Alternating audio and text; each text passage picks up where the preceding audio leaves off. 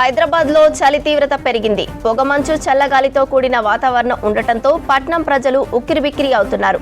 పొగమంచు కారణంగా ఉదయం 8 దాటినా సూర్యుడు కనిపించడం లేదు.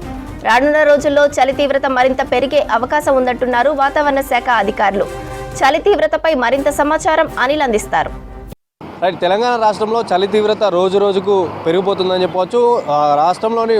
రాష్ట్రంలో ఉష్ణోగ్రతలు కనిష్ట స్థాయికి చేరుతున్నాయి. ప్రస్తుతం మనం హైదరాబాద్ నగరంలో ఉన్నటువంటి కేబుల్ బ్రిడ్జ్ వద్ద ఉన్నాం. ఇక్కడ చూసుకోవచ్చు విజువల్స్లో ఉదయం 9 గంటల ప్రాంతంలో ఉదయం 9 గంటలు అవుతున్నా కూడా మొత్తం మంచుతో కప్పబడి ఈ ప్రాంతం అంతా ఉందని చెప్పవచ్చు. అటు చల్లటి గాలులతో పాటు చలి తీవ్రత కూడా రోజు రోజుకి పెరుగుతుందని చెప్పవచ్చు. ముఖ్యంగా హైదరాబాదు తర్వాత జిల్లాలో కూడా ఇలాంటి సిచ్యువేషనే ఉన్నది. సాధారణం కంటే తక్కువ ఉష్ణోగ్రతలు నమోదు అవుతున్నాయంటూ అటు వాతావరణ శాఖ అధికారులు కూడా చెప్తున్నటువంటి పరిస్థితి. సో ముఖ్యంగా ఈ తెల్లవారుజామున పొగమంచును మొత్తం కప్పేసి వాహనదారులు అంటే వచ్చే ఏదైతే రోడ్లపైన ప్రయాణించేటువంటి వాహనాలు ఉంటాయో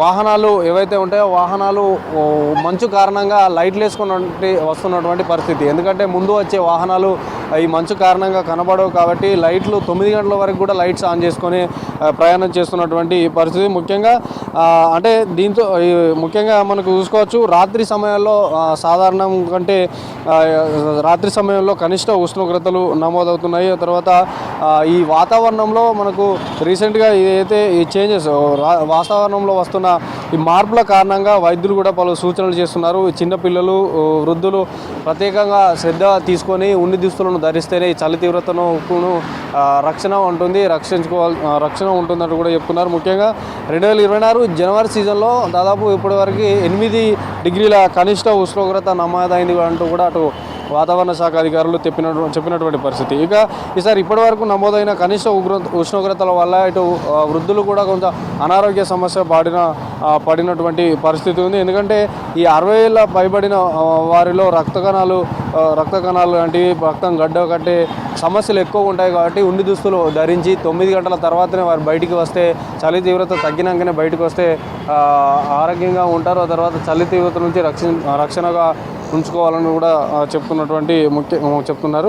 సో అంటే ప్రతి సీజన్ కూడా మారినప్పుడు సీజన్ మారినప్పుడల్లా కూడా ఇటు హెల్త్ చెకప్ కూడా చేసుకోవాలంటున్నారు. ఎందుకంటే సీజన్లో వచ్చేటువంటి వ్యాధుల నుంచి రక్షించుకోవడానికి సీజన్లో వచ్చే మార్పుల కారణంగా కూడా వైద్యులు చెకప్ చేసుకోవాలని చెప్తున్నారు. సో ప్రజెంట్ మాత్రం హైదరాబాద్ నగరంలో 9 గంటల ప్రాంతం అవుతున్నా కూడా పూర్తిగా మంచుతో కప్పుబడింది.